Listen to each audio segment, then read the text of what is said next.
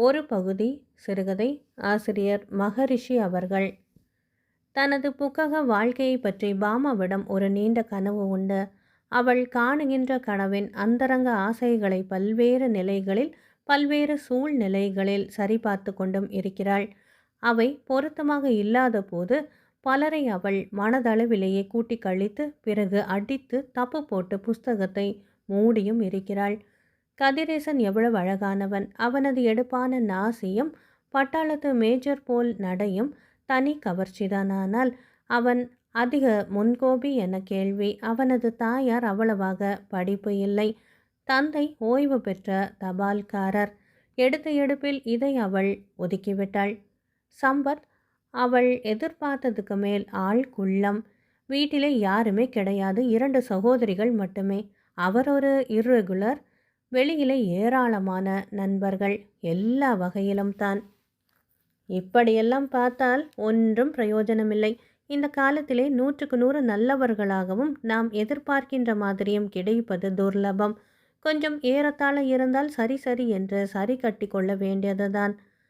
தாயார் இப்படி சொல்லும்போது பாமா சிரிப்பாள். என் கனவு பற்றி அவர்களுக்கு தெரியாது. அவர்களுக்கும் எனக்கும் இடைவெளி ஒரு தலைமுறை. நீண்ட நேரம் அவனுடன் என்ன பேசினாய்? தாயார் இப்படி கேட்டபொழுது பாமாவுக்கு வெட்கமாக போய்விட்டதா? ஒன்றுமில்லை, கர்நாடக சங்கீதம் பற்றிய விமர்சனம். பரவாயில்லையே, உன்னை போல அவனும் கர்நாடக இசையிலே ஆர்வம் உள்ளவன் போல இருக்கிறதே. ச சேகருக்கா கர்நாடக இசையிலா? சரியான சினிமா பைத்தியம். கர்நாடக சங்கீதம் என்றாலே காதை பொத்தி கொண்டு ஓடுகிறார். ரெக்கார்ட் பிளேயரை போட்டுவிட்டால் போதும். சோறு தண்ணீர் ஆஃபீஸ் ஒன்றுமே வேண்டாம். அவர்தான் அப்படியென்றால் அவர் வீட்டிலும் அப்படியே. சினிமாவுக்கு என்று அவர்கள் செலவழிக்கும் தொகை இருக்கிறதே அப்பப்பா. ஒருவரை பார்க்க ஒருவர் மோசம். ஒருவர் ஒரு படத்தை ஒரு தரம் பார்ப்பதே கிடையவே கிடையாதாம். ஒரு படத்தை பார்த்த மாதிரி இருக்க 2-3 முறை பார்க்க வேண்டுமாம். எப்படி கதை? தாயார் அசந்து போய் அமர்ந்து விட்டாள். இதனால் வீட்டிலே எவ்வளவு மனஸ்தாபங்கள் தெரியுமா? வேடிக்கைதான். அவர்களை நீதான் திருத்தேன். திருத்துறதா? இதற்கு மருந்தே இல்லை. அவரைத்தான் உனக்கு பிடிக்கும் போல இருக்கிறதே. வீட்டின் மூத்த பிள்ளை, சாதுவானவர் என்கிறாய், நன்றாக பழகுகிறாய் என்கிறாய். அவரை திருத்தினால் குடும்பம் திருந்து விடுகிறது. இவை எல்லாவற்றுக்கும் மூல காரணமே அவர்தானே? சேகரின் தாயார் என்று பேச்சோடு பேச்சாக வேறொரு விஷயம் பற்றி பிரஸ்தாபித்தார். நான் ஒன்றும் பதில் கூறவே இல்லை என்றாள் பாமாவின் தாயார். பாமா விஷயத்தை புரிந்து கொண்டு நகைத்தாள். என்ன சிரிக்கிறாய்? எனது மதிப்பீட்டில் சேகர் மிக குறைந்த மார்க்குதான் வாங்கியிருக்கிறார். 100க்கு 100 என்று இல்லாவிட்டாலும் பாதிக்கு மேல் தாண்ட வேண்டாமா அம்மா? சினிமா பார்ப்பதால் இதனால் குடும்பத்தில் மனஸ்தாபம் வருகிறது. நான் இதை கூறவில்லை. பொதுவாக அந்த குடும்பத்தில் நாள் கிழமைகள் பண்டிகைகள் விரதங்கள் என்று ஒன்றையுமே மதிப்பது இல்லை. அன்றாட வாழ்க்கையுடன் ஓடி அன்றன்று உண்டாகின்ற களிப்பில் கழித்து விவகாரங்களை வளர்த்து பிறகு சமாதானம் அடைந்து இரவில் ஓய்ந்து விடும் பெறும் இயந்திரமயமான குடும்பம் அம்மாது. எதையுமே உட்கிரகித்து ஒரு ரசானுபாவத்துடன் வாழ்வை நோக்குகின்ற ரசனை உள்ளம் அந்த ஜடங்களுக்கு இல்லை. அப்படித்தான் எனக்கு அவர்களை பார்க்கும் பொழுது தோன்றுகிறது. என்ன, இன்று கார்த்திகை பண்டிகை இல்லையா? எவ்வளவு மங்களகரமான நாள் இது. வீடு ஏன் இப்படி அழுதுபடுகிறது? பஞ்சபூதங்களில் அக்னி பகவானை பிரீத்தி செய்வதுதான் இந்த கார்த்திகை விழாவின் தாற்பயம் என்றேன். அவர்கள் வீட்டில் எல்லோருமே முகம் சுளிக்கிறார்கள். எங்கள் வீட்டில் இவையெல்லாம் அதிகம் கொண்டாடுவது இல்லை.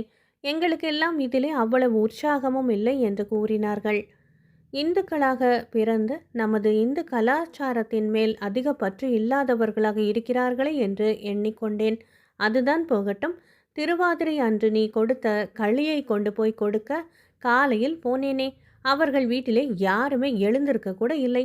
கார்த்திகை பண்டிகைக்கு கேட்ட பதிலை மீண்டும் கேட்க மனமில்லாமல் சேகரின் தாயாரை எழுப்பி நீ கொடுத்த களியையும் கூட்டையும் கொடுத்துவிட்டு வந்தேன்.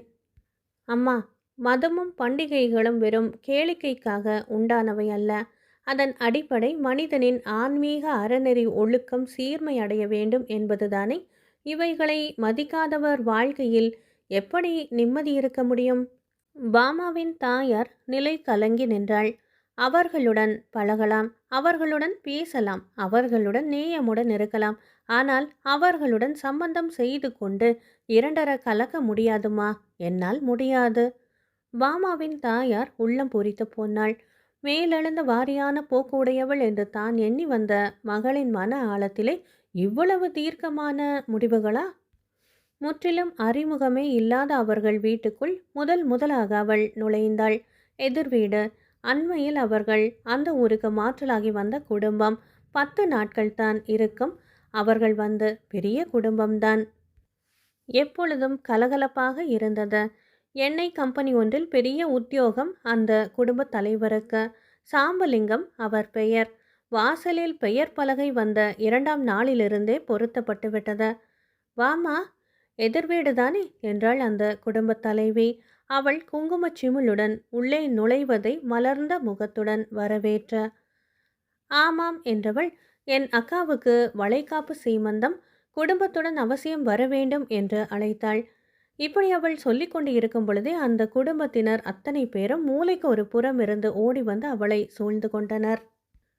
இவளுடைய அக்காவின் வளைகாப்பு சீமந்தமாம், எதிர் வீடுதான், தெரியவில்லை என்றாள் குடும்பத் தலைவி தன் பெண்களிடம். தன் பெண்களையும் சின்ன வயது பெண்களையும் அறிமுகப்படுத்தி வைத்தவள், கலாதர், கலாதர் என்று இன்னும் யாரையோ அழைத்தாள். கலாதர் உள்ளே இருந்து வெளியில் வந்தான். இவன் எங்களுடைய அண்ணா கலாதர், எம்ஏ லிட்ரேச்சர், உத்தியோகம் பேங்கியில் என்றாள் ஒருத்தி. அறிமுகங்கள், பரஸ்பர வந்தனங்கள், எடுப்பான ஆரம்பம், பெருமை தரும் வரவேற்பு. என் பெயர் பாமா என்றாள். ஓ, தெரியுமே, பாமா பிஏ. இங்கே வந்தவுடன் எங்கள் வேலை இதுதானே.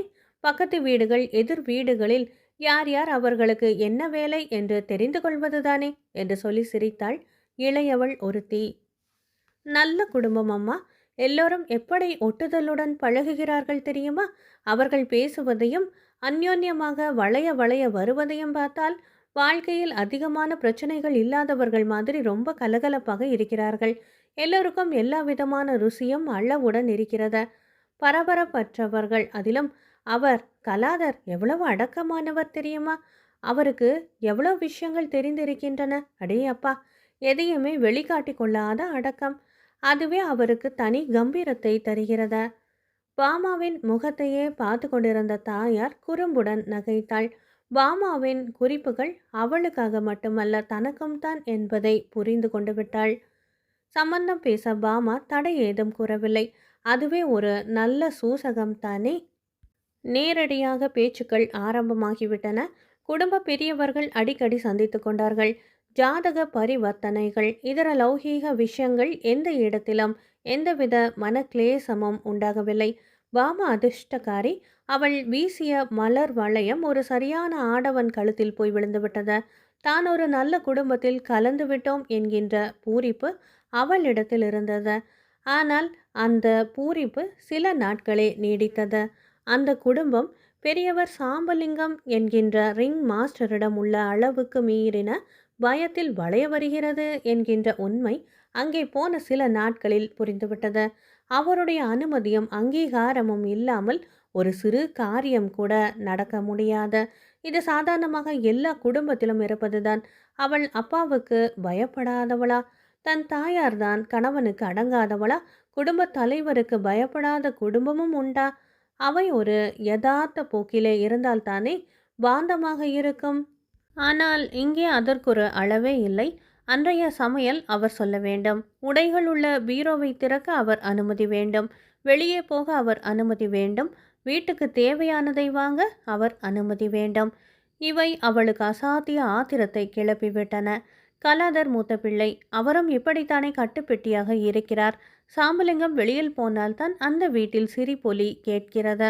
ஒருவரை ஒருவர் வாய் விட்டு அழைத்து கொள்கிறார்கள், பேசியும் கொள்கிறார்கள். இது என்ன பட்டி வாழ்க்கை? கேளிக்கை, சிரிப்பு, கும்மாளம், மனம் திறந்த பேச்சு எல்லாம் சாம்பலிங்கம் வீட்டில் இல்லாத பொழுது மட்டும்தான். அவளுடைய ஆசைகள், ஆசாபாசங்கள் ஆகியவை அடக்கப்பட்டு விட்டது போல உணர்ந்தாள். உள்ளுக்குள்ளாக அழுதாள். தனது தீர்மானங்களுக்கு ஏற்பட்ட சொந்த தோல்வி. இதில் யாரையும் குறை கூறி பயனே இல்லை. அளவான பேச்சு, அளவான நகைப்பு. இது என்ன வேடிக்கை! இது பற்றி பாமா தன்னுடைய தாயாரிடம் எதுவும் கூறவில்லை. கூற பிடிக்கவும் இல்லை. ஆசைகளுக்கு ஒரு அளவு வேண்டும். பெண்களுடைய வாழ்க்கை என்பது அவர்கள் தனியாக இருக்கும் பொழுது ஒரு பகுதி, மற்றொரு பகுதியின் ஆரம்பம் விவாகம். பாதி பகுதியை நிர்ணயித்து கொள்வது அவள் மட்டுமல்ல, கணவனும் அதிலே பங்கு கொள்கிறான்.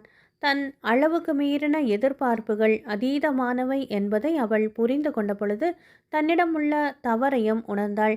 எதிர்கால நிர்ணயம் பற்றி தன்னிடம் உள்ள மிகையான கணிப்பு தவறு என்பதை உணர்ந்த பொழுது அவள் அடைந்த சிறுமையாக படவில்லை பாமாவுக்கு. கலாதர் லீவு முடிந்து தன்னையும் அழைத்து போகப் போகிறான் என்கின்ற செய்தி அவளுக்கு ஆறுதல் அளித்ததை விட இதை சாம்பலிங்கமே தன்னிடம் வாஞ்சை கலந்த ஆதாரத்துடன் கூறியதில் மகிழ்ந்தாள். அடுத்த வாரம் கலாதருடன் நீ புறப்படுகிறாய். உன் உடைமைகளுடன் நீ தயாராக இருக்கலாம் என்ற வார்த்தைகளில் தொனித்த தோரணை அவளை அதிகம் கவர்ந்தது. அன்பானவர்களே, மகரிஷி அவர்கள் எழுதிய ஒரு பகுதி சிறுகதை நிறைவு பெற்றது. நன்றி.